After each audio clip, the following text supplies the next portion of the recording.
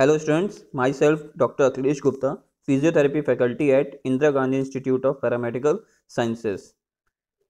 As we were discussing the topic prolapse intervertebral disc, moving ahead, today we will discuss about its consequences, यानी कि consequences in prolapse disc and investigation कि कैसे हम पता लगाएंगे कि दिक्कत कहाँ है और कैसी दिक्कत होती है दिखने में, तो ये हम इन्वेस्टिगेशन के थ्रू पता लगाते हैं। ठीक है, तो आइए आगे बढ़ते हैं। Consequences of disc prolapse. Consequences का मतलब है कि इसके आगे और क्या होगा, यानी कि प्रोलैप्स होने की वजह से और जो उसके अराउंड स्ट्रक्चर है उनमें क्या चेंज आ रहा है, उनमें क्या बदलाव आ रहा है, क्योंकि शरीर में हमारे कोई भी चीज ऐसी नहीं है जो सिर्फ अकेले अफेक्ट हो। जब वो कोई भी चीज एक अफेक्ट होती है, चाहे बोन हो, चाहे मसल्स हो, चाहे लिगामेंट हो, चाहे टेंडन हो, चाहे ब्लड हो, कोई भी एक चीज, और चाहे सिस्टम की बात कर ले तो चाहे नर्वस सिस्टम हो, चाहे डाइजेस्टिव सिस्टम हो, चाहे मस्कुलर सिस्टम हो, तो कोई भी एक चीज अफेक्ट होती है तो उसकी वजह से शरीर में और भी चेंजेस आते हैं। तो उसी तरह से जब डिस्क प्रोलैप्स होगी तो उसके अराउंड जो स्ट्रक्चर हैं, नर्व है, बोन है, ठीक है, लिगामेंट है, उन पे भी फर्क आएगा। Secondary changes which occur with the disc prolapse are as follows. तो ये सेकेंडरी चेंजेस होते हैं, यानी कि प्राइमरी है आपका डिस्क में और उसकी वजह से दूसरी चीज पे क्या फर्क पड़ रहा है। क्यों सेकेंडरी? इसलिए क्योंकि अगर प्राइमरी ही नहीं होता तो सेकेंडरी की नौबत ही नहीं आती, यानी कि आपके नर्व पे या वहां की बोन्स पे कोई फर्क नहीं पड़ता। तो सबसे पहला चेंज इन स्पाइनल कैनाल। तो स्पाइनल कैनाल यानी कि जहां से स्पाइनल कॉर्ड गुजरती है, ठीक है। Protrusion results in compression of one और मोर नर्व रूट। तो अगर प्रोट्रूजन होगा तो क्या होगा, उसकी वजह से उसके पास से जो नर्व पास हो रही थी उस पे फर्क पड़ेगा, वो दबेगी, कंप्रेस होगी। Usually single root is affected. ज्यादातर ये देखा जाता है कि एक रूट का मतलब है, क्योंकि जब आप देखते हो स्पाइनल कॉर्ड से दोनों तरफ निकलती है, स्पाइनल कॉर्ड से दोनों तरफ की नर्व रूट निकलती है, ठीक है। तो कभी कभी ऐसा होता है, अक्सर ऐसा होता है कि एक तरफ की दबती है, बहुत रेयर होता है कि दोनों तरफ की दबे। But sometime two roots on opposite side और same side can be affected. तो हो सकता है कि दो रूट भी अफेक्ट करें। रूट का मतलब है यानी कि दो वर्टिब्रा के बीच से जो निकल रही है स्पाइनल नर्व, उसकी बात कर रहे हैं। Always the nerve root which leaves the spinal canal is affected, that is L5 L4 L5 is affected, then nerve root L5 is affected। तो इनका कहने का मतलब है कि अगर आपको nerve root की बात करनी है तो जब L4 और L5 वर्टिब्रा वाला इंटरवर्टिब्रल डिस्क दबेगा, यानी जो L4 और L5 के बीच में होगा वो वाला वर्टिब्रा अगर इंटरवर्टिब्रल डिस्क दबेगी तो कौन से नर्व को कंप्रेस करेगी? L5 को, क्योंकि हमेशा जो स्पाइनल नर्व है वो एक नीचे चलती है, या ये कह लीजिए एक नंबर आगे चलती है। L4 L5 से L5 स्पाइनल नर्व निकलती है, ठीक है। तो इसीलिए L4 और L5 वर्टिब्रा के बीच की जो आपकी इंटरवर्टिब्रल डिस्क है, जब वो प्रोलैप्स करेगी तो कौन सी नर्व रूट डैमेज होगी या कौन सी नर्व रूट अफेक्ट होगी? L5। ये याद रखिएगा, हमेशा एक कदम आगे चलता है नर्व रूट, किससे? इंटरवर्टिब्रल डिस्क के नंबर से हमेशा एक आगे चलता है, ठीक है। तो जैसा कि इस डायग्राम में देख रहे हैं, ये देखिए पहला डायग्राम अगर हम देखेंगे तो ये पूरी वर्टिब्री दिखाई है, इसमें जो ह्यूमन बीइंग में बैक साइड का डायग्राम है, और ये जो रेड कलर से आप देख रहे हैं ये इसका अफेक्टेड एरिया है। अब इसी अफेक्टेड एरिया को थोड़ा सा बड़ा करके दिखाया गया है। ये देखिए दो वर्टिब्रा है, उनके बीच में नीला वाला जो दिख रहा है वो है आपका इंटरवर्टिब्रल डिस्क।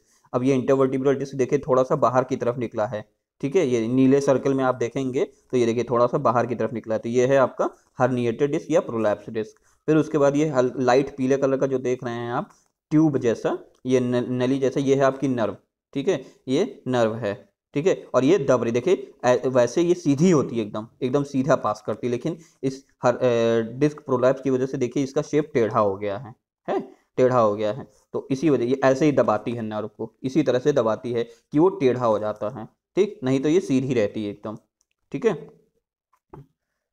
अब ये दूसरे डायग्राम में थोड़ा सा और क्लियर होगा आपको। ये देखिए ये आपका जो व्हाइट वाला पार्ट है ये आपका क्या है? इस इंटरवर्टिब्रल डिस्क, और ये जो ब्लू पार्ट है, ठीक है, डार्क ब्लू पार्ट है, ये आपका समझ लीजिए स्पाइनल नर्व है, ठीक है। और ये सेंटर वाला पार्ट है आपका स्पाइनल कॉर्ड, इससे स्पाइनल नर्व निकल रही। तो ये देखिए एक तरफ से ये जो व्हाइट वाला पार्ट है ये देखिए नस को दबा रहा है, ठीक है, स्पाइनल नर्व को दबा रहा है, जो कि हल्के से रेड से सर्किल किया गया है।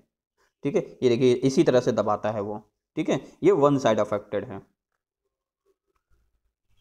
नेक्स्ट जो चेंज आता है वो है इंटरवर्टिब्रल ज्वाइंट। इंटरवर्टिब्रल ज्वाइंट यानी कि एक वर्टिब्रा दो वर्टिब्रा के बीच का जो ज्वाइंट बनता है उसकी बात कर रहे हैं।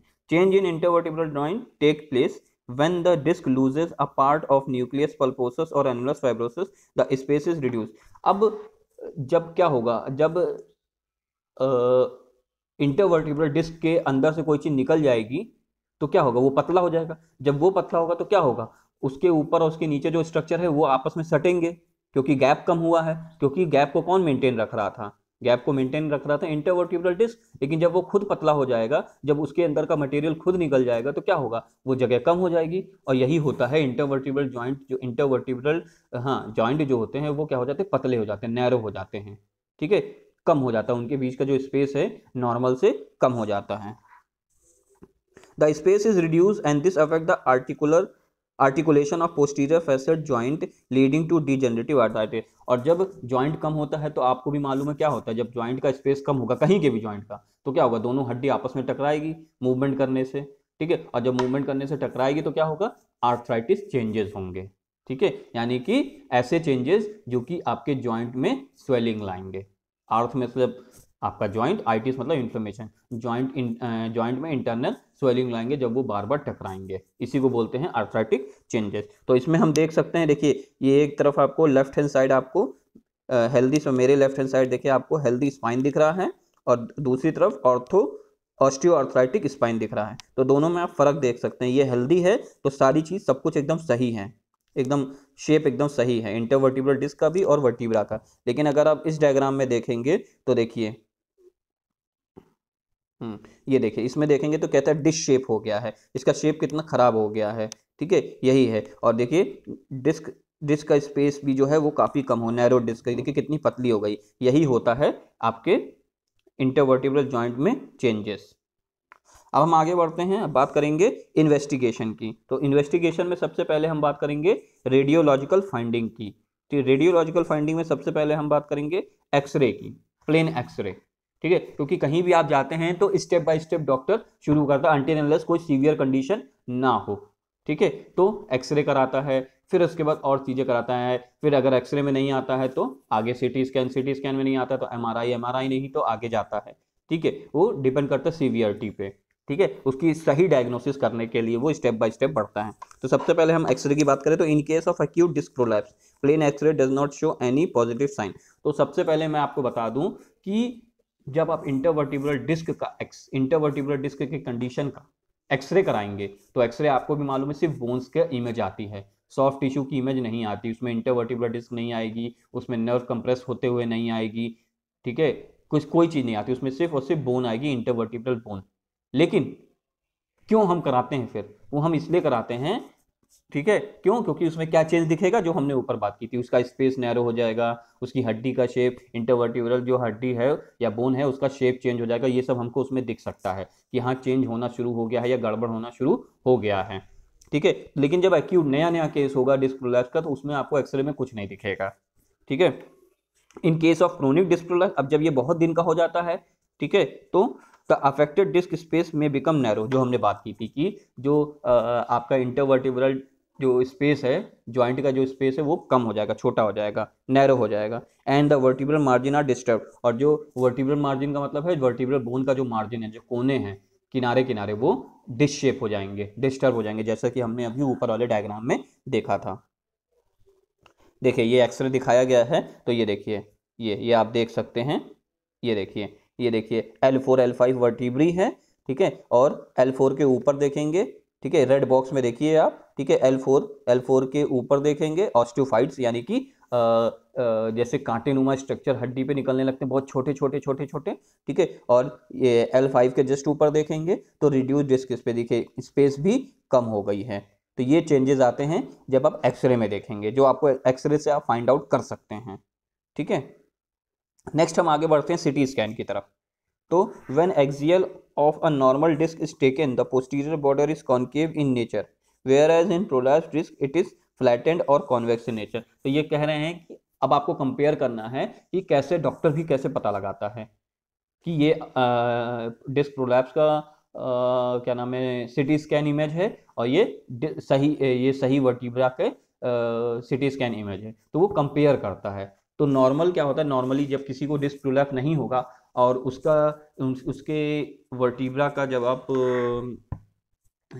सिटी स्कैन कराएंगे तो वो कॉनकेव होगा, ठीक है, उसका जो पोस्टीरियर बॉर्डर है, ठीक है, वो कॉनकेव होगा, ठीक है, यानी कि अंदर की तरफ धंसा होगा, ठीक है। लेकिन जब आप पीआईवीडी के केस का कराएंगे यानी प्रोलैप्स डिस्क का केस का कराएंगे तो उसमें क्या होगा, इट इज फ्लैट, एक तो चपटी हो जाएगी, दूसरा ऊपर से चपटी हो जाएगी और कॉन्वेक्स हो जाएगी, ठीक है, पीछे की तरफ उभरी हुई, जैसे कि प्रोलैप्स करके दिखती है तो वो क्या हो जाएगी, आगे से उभरी हुई हो जाएगी, ठीक है, उभर जाएगी, तो वो हो जाएगा तो इससे पता चलता है कि हाँ कुछ डिस्टर्ब हुआ है, उसका शेप चेंज हुआ है, ठीक है, कॉनकेव से कॉन्वेक्स हुआ है या फ्लैटेंड हुआ है, ठीक है।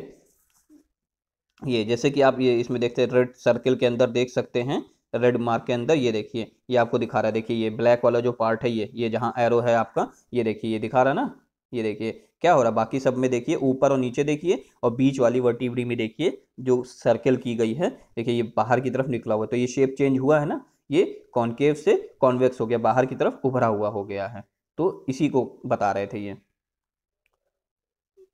नेक्स्ट हम बात करेंगे एमआरआई। अब हम जब सिटी स्कैन में चीज नहीं पकड़ में आती है या सिटी स्कैन में चीज क्लियर नहीं होती है तो फिर हम एमआरआई की तरफ जाते हैं, यानी डॉक्टर फिर आपको एडवाइस करता है कि आप एमआरआई करा लीजिए। In MRI one can have the proper view of prolapse disc and nerve root compression. MRI में और अच्छा व्यू दिखता है और अच्छी इमेज आती है, ज्यादा क्लियर होता है एमआरआई में, ठीक है।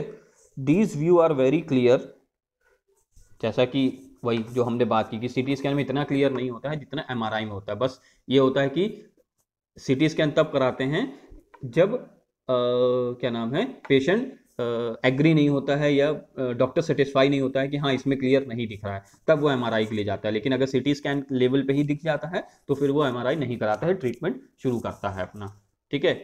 और दूसरा पेशेंट की कन्वीनियंस पे डिपेंड करता है कि आप एमआरआई कराना चाहते हैं या सिटी स्कैन, इस पे भी डिपेंड करता है, ठीक है।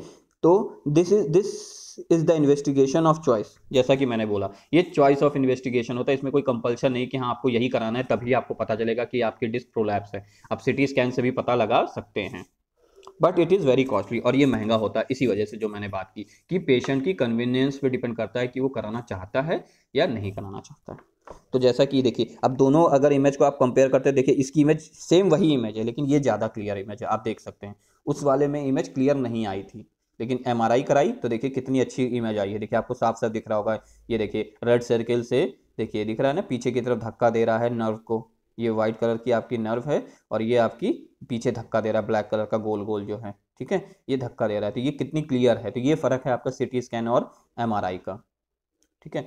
अब हम नेक्स्ट आगे बढ़ते हैं, इसमें एक और टेस्ट होता है ईएमजी, जिसको हम इलेक्ट्रोमायोग्राफी कहते हैं। अब ये क्या होता है, तो जैसे आपके हार्ट के लिए ईसीजी होता है, वो क्या होता है इलेक्ट्रोकार्डियोग्राफी या कार्डियोग्राम, यानी कि हम हार्ट की रीडिंग लेते हैं, हार्ट के बीट करने की रीडिंग लेते हैं, कैसे वो पंप कर रहा है या उसकी कंडीशन क्या है, कैसा वो काम कर रहा है, सही से काम कर रहा है कि नहीं। उसी तरह से ईएमजी में भी हम यही देखते हैं, है तो EMG electromyography, myo means muscle, लेकिन मसल्स के काम करने के लिए क्या जरूरी है, नर्व जरूरी है। अगर उसकी नर्व सप्लाई ठीक है तभी मसल सही से काम करती है, अगर नर्व सप्लाई ठीक नहीं है तो वो मसल्स काम नहीं करेगी, ठीक है।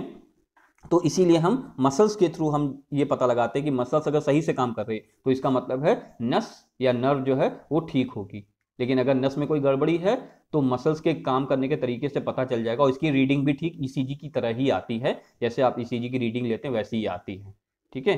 वेव्स बनते हैं इसमें अप एंड डाउन ऐसे, तो ये रीडिंग बताता है कि हाँ मसल्स आपकी सही से काम कर रही हैं कि नहीं कर रही हैं, और जिस पार्ट का हमको चाहिए होता है उस पार्ट में हम इलेक्ट्रोड प्लेस करते हैं, जैसे हम ईसीजी में करते हैं, या आप देख लीजिए जैसा हम अपने टेंस और आईएफटी की प्लेसमेंट करते हैं, ठीक उसी तरह से करते हैं प्लेसमेंट, ठीक है, यानी उसके इलेक्ट्रोड वैसे ही होते हैं, वैसे ही हम प्लेस करते हैं, यानी जिस पार्ट को हमको पता लगाना है उस पार्ट के किनारे किनारे हम लगा देते हैं, और वहाँ की मसल्स की वर्किंग की कंडीशन लेते हैं कि अगर सही से वर्क कर रही है तो इसका मतलब नर्व सही है, और अगर सही से काम नहीं कर रही है तो इसका मतलब नर्व में कुछ ना कुछ प्रॉब्लम है, और इसके लिए एक डायरेक्ट नर्व का टेस्ट होता है जो कि एनसीबी होता है, ठीक है, वो भी हम कर सकते हैं, वो भी ठीक इसी तरह से होता है। यहाँ हम मसल्स की रीडिंग लेते हैं, वहाँ हम डायरेक्ट नर्व की रीडिंग लेते हैं, बस अंतर इतना है। नेक्स्ट है myelography. Myelography, due to the availability of CT scan and MRI the use of myelography is very limited. तो अब जब सिटी स्कैन और एमआरआई आ गया है तो माइलोग्राफी अब किया ही नहीं जाता है, क्योंकि ये उससे एडवांस है। सिटी स्कैन और एमआरआई एडवांस है, तो इसलिए हम सीधे सिटी स्कैन और एमआरआई के लिए जाते हैं। It is used in cases where the localization of neurological sign is not possible. यानी ये वहां यूज किया जाता है जहां न्यूरोलॉजिकल साइन नहीं आ रहे हों। पेशेंट को दिक्कत है लेकिन न्यूरोलॉजिकल साइन, सिर्फ दर्द है, जो कि हम आगे बात करेंगे सिम्टम में। जब हम सिम्टम की बात करेंगे तो हम आगे बात करेंगे क्या क्या सिम्टम आते हैं। ठीक है, तो जब सिर्फ पेन रहता है या और कोई डिस्कम्फर्ट रहता है लेकिन न्यूरोलॉजिकल साइन नहीं रहता है, यानी उसको कोई नसों वाली प्रॉब्लम नहीं दिखाई देती है, तब हम माइलोग्राफी के लिए जाते हैं। ठीक है, आज के लिए इतना ही। Okay, thank you class.